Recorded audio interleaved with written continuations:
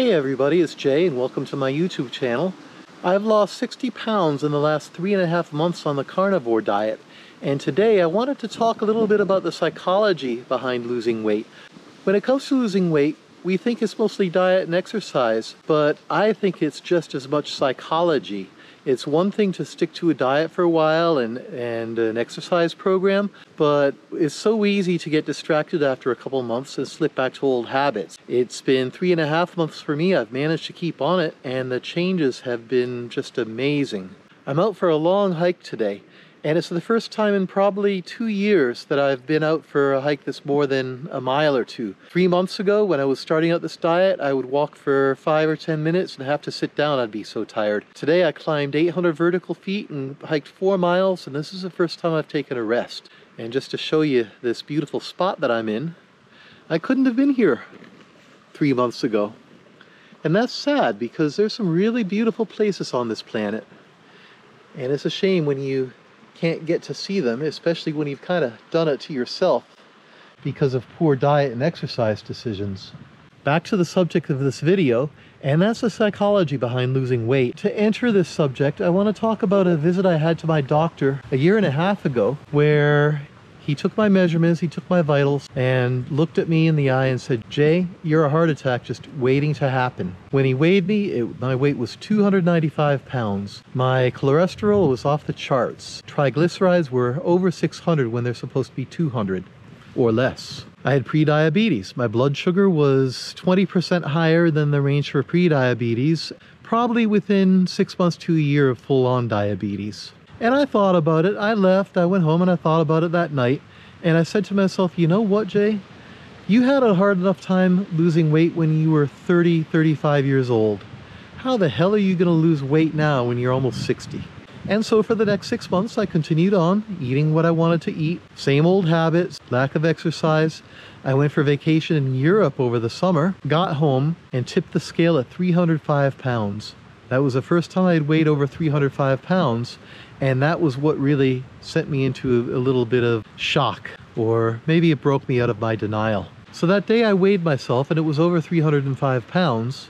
I put YouTube on as I was going home, listened to a video, and the algorithm picked a video by Jordan Peterson about his experience on the carnivore diet. Maybe I had done a search on diet, I can't remember. But anyway, I got my first exposure to the carnivore diet was with Jordan Peterson. I learned a little bit more about it, decided to do it, and made the commitment to myself. 3 months later, 3.5 months later, here I am, 60 pounds lighter, taking the first really good hike I've had in 2 years, and it's made a world of difference. So the point I want to make here is I had this incredibly limiting belief about my diet, about my inability to lose weight, about being 60 and weight being a lot harder to lose. But I took action, I made the right changes to my diet, and I lost 60 pounds. I didn't think I could have lost 60 pounds when I was 40, much less 60 years old. So limiting beliefs, that's a big one. We all have them. How to work with them. How to change the way we look at ourselves, how to change the stories that we're always telling ourselves, the way we react to things, why we have these habits that keep us locked into an unhealthy, unhappy place. Well, to get into that, I have to go back into the past again to another time in my life, in my early 50s, where I was going through some career issues. It was during the 2008 financial crisis, and I worked for one of the big New York financial service companies. Hated my job, was being asked to work more and more and more, getting paid less and less because bonuses were being cut. Anyway, decided to try meditation to see if it would help me with the stress I was feeling and everything else. The first time I meditated, don't worry, this isn't going to be a video about meditation or telling you to meditate. I just want to recount how I broke out of some of these bad habits that I've had. So the first day that I meditated at this meditation center, I was amazed at the amount of thinking that I was doing during the 20 minutes that I was supposed to be silent. I had no idea that I thought so much. I thought it must be the meditation, but I mentioned it to my meditation instructor, and she said, "Well, Jay, you know what? Your mind is always doing that. This is the first time you've sat and looked at it. This is the first time you've just sat down, watched your mind, and noticed exactly what it's doing." So I decided to try meditation for a few months to see if it made any difference. It was painful at first. But after a few weeks, I started to notice that It was the same damn 15 or 20 thoughts going around and around in my head all the time. They took different forms. A snippet from the day would come up, and somehow this internal voice would summarize it in a certain way based on one of those thought patterns that I had, one of the 15 or 20 thought patterns. And I saw this over and over and over again with so many different things. Friends, family, work, all kinds of different subjects where I just had these habituated patterns, these stories that I would tell myself that meant that I ended up looking at and dealing with things in the same way every time, but just out of habit. Not that any of these patterns made much sense. I mean, most of them came from long ago at a different time in my life, and they weren't even working anymore. So this meditation work manifested some big changes for me. Within the next few months, I had a new job that I loved. I had bought a condominium in New York City, something which, after living there for 20 years renting, I never thought I'd be able to do, but recognized a limiting belief I had about money, and life really changed. But I never did look at my weight.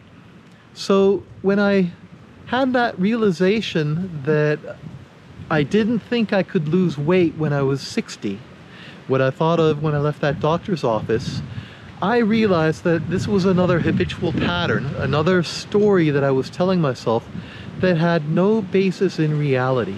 So now that I've gone on about what I've done and what I've experienced, what about you?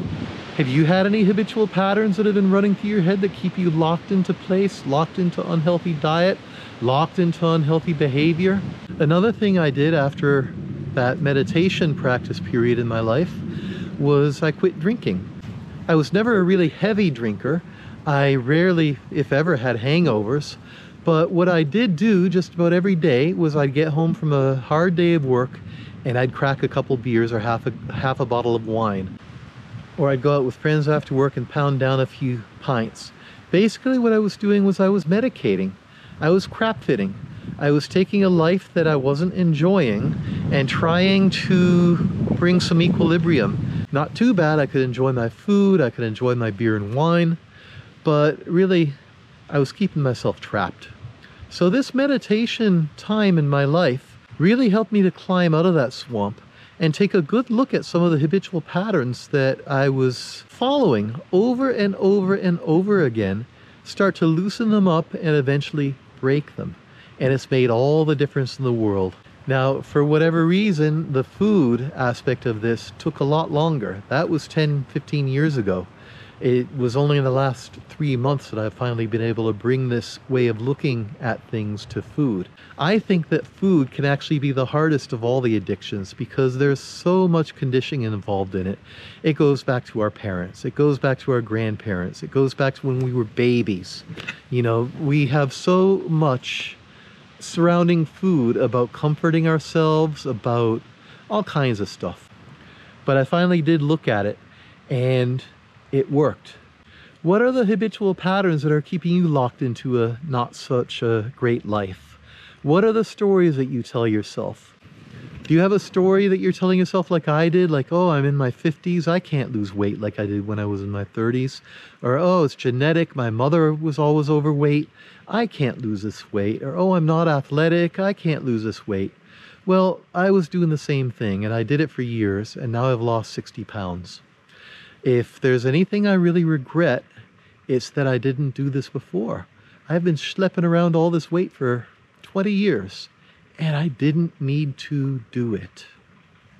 So anyway, if you want to work with this a little bit, I'm not going to tell you to meditate, but what I would do is just take a minute after this video, or even click pause now, and sit, and try to relax, and take a look at your thoughts.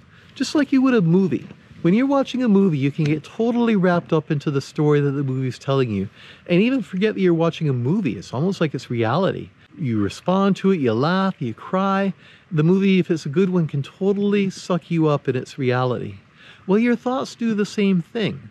So try, just for a minute, looking at your thoughts like they're a movie. Step out of your thoughts in a dispassionate way, almost like you're looking at them from a third-person point of view. I'm thinking this. I'm thinking that. I'm thinking this. I'm thinking that. Just watch your mind for a couple minutes. Hear the stories that it tells over and over again. When I ask you if you can lose weight, what's the first thing you think? Maybe you think, oh, he's crazy, I could never lose weight. Or maybe you're thinking, well, that guy's telling me not to enjoy the foods that I love. Some deprivation there, a little bit of anger. But if you're really serious about losing weight, these are some of the things you've got to look at. Like I said earlier, we look at diet, we look at exercise. No one gets on Instagram or even YouTube and talks about this stuff, but it's really important. There's a reason that we got to be overweight and addicted to food, addicted to sugar, addicted to carbohydrates in the first place. There's a reason that more and more people are getting addicted to this stuff. We have so much fear-mongering in the media. Our food companies are putting all kinds of crap in our food, advertising it in such a way that we find comfort and solace in it. They want to keep us scared. They want to keep us miserable.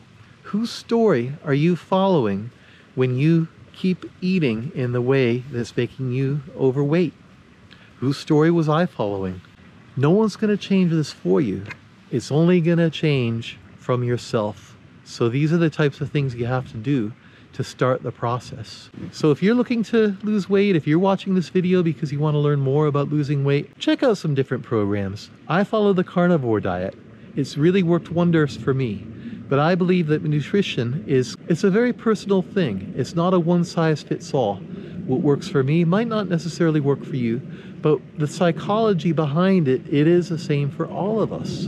We have to change our habits and stick with whatever program we've chosen. Really look at how we feel and be honest with ourselves. And I also want to tell you there's hope. I'm 60. I've lost 60 pounds, and once again, I'm hiking out in the wilderness. You may be 80. Maybe you don't want to take the risk of walking out in the wilderness and climbing 1,000 feet for a hike, but hey, if you can walk around your neighborhood, maybe walk down to the cafe and have a cup of coffee, or even get out to the mall and take a nice walk, that's going to be a huge improvement to your quality of life. And you can do it. All right, everybody. Have a great afternoon, and I'll see you in the next video.